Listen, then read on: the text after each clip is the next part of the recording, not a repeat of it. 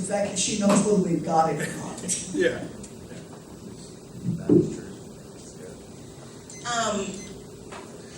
My phrase to that is you get what you pay for, okay? I do own a business in town and I have several employees. And I think that is very, very important to make sure that your employees are taken care of, because that's what fuels your business. So, absolutely. Thank you, Nikki. Lacey? I agree pretty much with what everyone has stated. I do want to make sure the employees are always happy, that they're always content with their jobs, but they also come into a small poverty-stricken town like this and have to realize to some extent that we can only afford to pay for so much. We can only give them so much. We can only do so much. So we try to make them happy in the best ways that we can. And the benefits are up for renewal at certain times. And I'm sure that as we have in the past, we always look at those benefits and do choose what are the best packages for our employees that are affordable at the time. Thank you, candidates. Are there any more written questions? Can I elaborate on that as well? Can I go back to that? Yes. As most of you know, my husband is also a civil servant, first responder, and our police department, of course, always has our support. It's very important to take care of our police department, and anything that can be done on a positive note, they will always have my support. With that note, everybody else has an opportunity to say more if you like. Okay. So how many questions do we have in the audience? We're going to start one at a time. I have an initial question, yes. Okay, would you like to come up here? Can I just speak? Can everybody hear Can you me? stand back up? here, or do I need to? Stand up and let's say your name or where you live. My name is Paul Drow. I own the lumber shop right down the street. As far as the city council, the lack of money and everything like that, it seems like the only way to increase the money is going to be the beer and wine. That's the only way to get more revenue into the town. With the increase in revenue, my question is, what do y'all plan to do to anybody? What do you plan to do with that increase in revenue? Is it going to go to benefits? Is it going to go to streets? Is it going to go to services around the town? I guess that's my question, and that's to everybody. I understand that's going to bring more revenue in. Apparently, we don't have any money in this town. Everybody's broke and everything like that. So Okay. it seems like the only way to generate it, aside from raising taxes on everything, which everybody's already upset and complaining about, the beer and wine. So it's going to be an influx of revenue. What I'm asking is, what would be the number one thing that's going to be done with that revenue, if that does pass? Okay, the question is, what if the alcohol passes, what will the money be going towards? Yes. And how will it be split up between what's already needed? And it's open to any candidate, so. I think that's a great question, Paul. I tried. I personally believe we have to take care of our own. This community is broke, and I think it's very important, like I said, to take care of our police department. Our roads definitely need to be taken care of. I'd love to see some more beautification projects in our town. And as far as benefits, I think we need to look at their benefits and see what we can do for our employees. We've got great people here. We want to keep them here.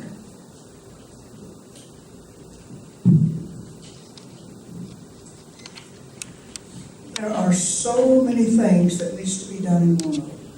Things that you can see and things that you can't see. The infrastructure is in bad shape. We still have old clay water pipes. Those things need to be replaced. Our streets are not in good shape. They're better than what they were because we've been able to accumulate enough funds out of the money that comes in off the taxes that's used strictly for the streets. And what comes in each month will pay for about one load of material to work on the streets. So that's why it's just patched, because we don't have the money to pave the streets. But if money is generated and money comes in, then those kind of things will be what the council should be looking at to take care of.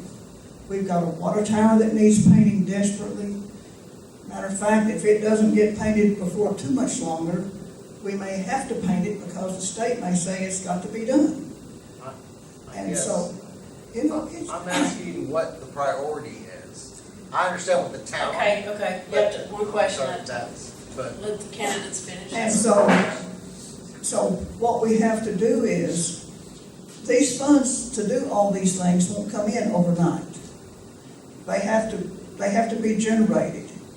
And our first priority is streets, our second one is infrastructure. Right now, we've got 2 grants working on our wastewater facility. So we're taking care of that pretty much right now with the grants. But it's going to have to be really looked at and put a pencil to it and see what we can do with it. But my thinking is the 2 main things that's got to be done here, first off, is our streets and our infrastructure. Thank you.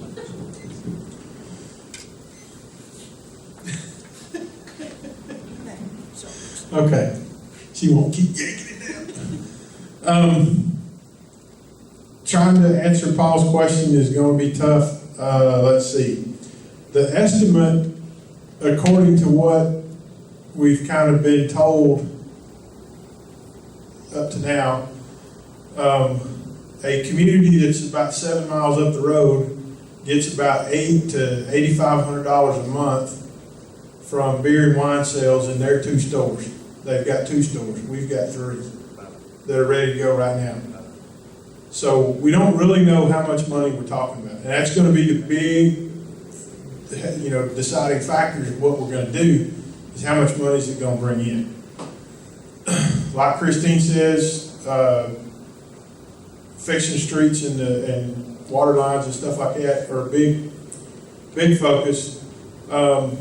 I think one of the things that most of the council members agreed to last year when we talked about, or last fall when we were raising taxes, is trying to figure out a way to get them back down again. So that may be another way. If we've got more businesses bringing in sales tax money, then we don't need all the property tax money. So, but we got to see where we're at. So that's probably the best way I can answer that. Thank you, Wes. Nikki? Okay, as you all know, this is my first run, so I haven't had a chance to really dig into the budget. I don't know if it's 100% accurate. I don't think we're broke. I think there's a lot of unnecessary spending. That's a completely different subject. The answer to your question, I'm gonna go with these guys. The first priority is gonna be the streets maintenance. That's number 1. If there's anything left over, I think it needs to be allotted to the infrastructures and eventually getting that property tax amount.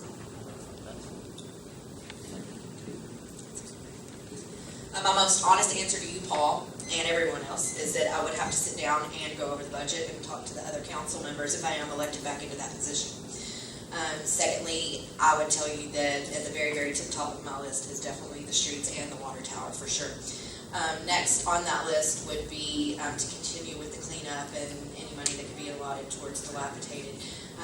Tied with that, though, would to make sure that our officers do have the best equipment possible for testing anyone for the alcohol, because I do believe with it will come bars, I do believe with it will come private clubs, and we do just want to make sure that they do have the best breathalyzer equipment out there, not just for us per se, but you have a lot of older people in this town that are extremely closed-minded, and some of that stuff will probably, soothe them. I'm not for drinking and driving by any means, but I'm saying that that's going to keep them at that comfort level where all these years they voted no, and now they might be a little bit more happy knowing they have that covered for them.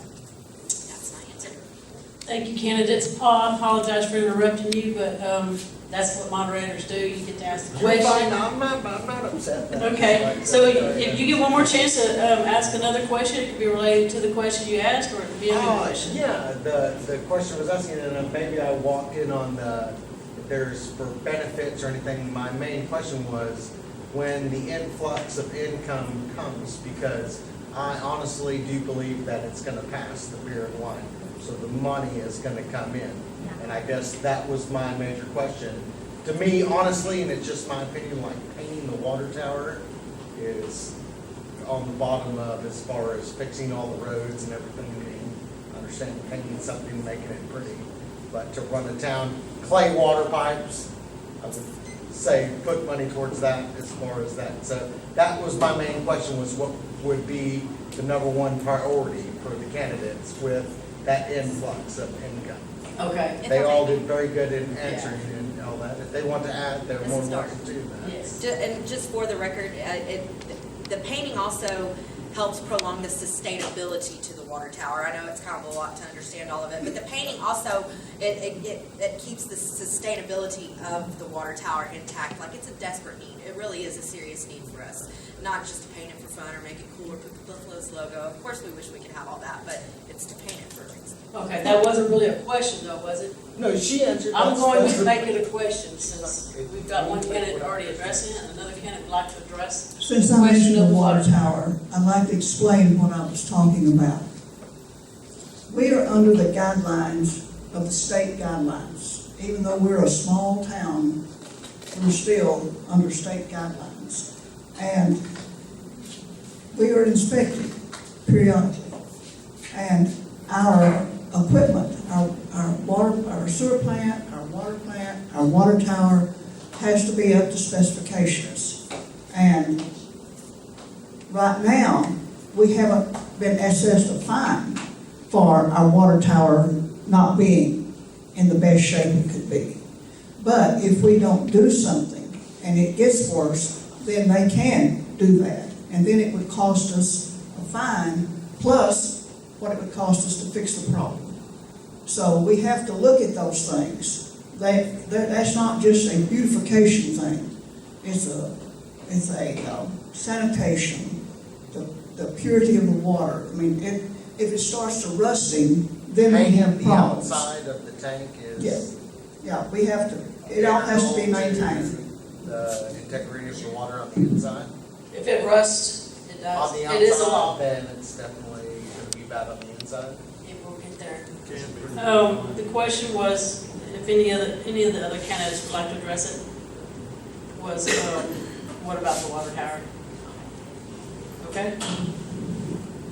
At this point in time, the water tower is passing inspection. It's good to go right now. But if it's not maintained, which it hasn't been for quite some time, and it's all right now, but if we keep letting it go year after year after year, then we're going to be in a problem. So we need to address the problem before it happens. Okay. Are there any more oral questions from the crowd? Yes, sir. Can you stand up and say your name and where you live? Joe Stein, I live at 103 Oak Street. Besides being a citizen here at the moment, I'm also police chief. But I got a question for the candidates. We can't hardly hear you, Joe. Come on up, Joe. It's hard to hear. Okay, neighbors not hearing me.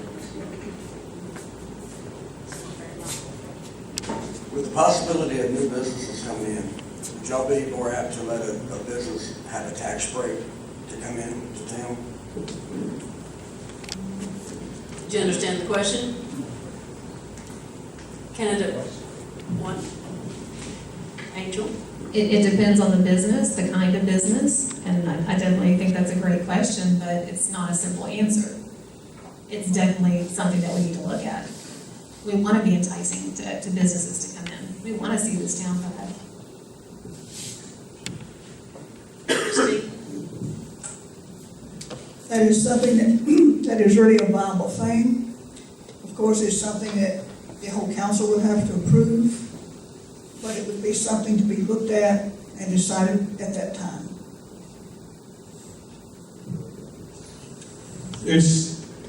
I don't think it's quite as simple as the city council approving or not. It may be something that has to go before a general election. But it's definitely worth looking into. It's part of the economic development.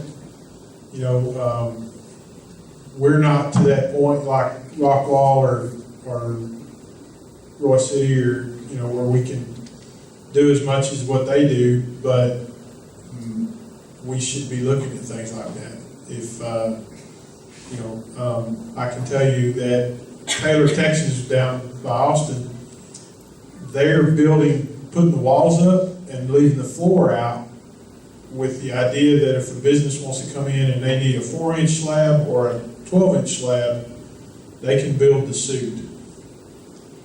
And then that's what they're doing with their economic development, along with tax breaks and all that kind of stuff. So yeah, it's definitely something to look at. Nikki, would you like to address? I think it's very possible, whatever we can do to get this community rolling. I think that there's a lot of potential here, and if we need to do that to get businesses in, then I'm all for it. Obviously, within our means, economic development, as Wes said, is going to be the big part on that, though. Lucy?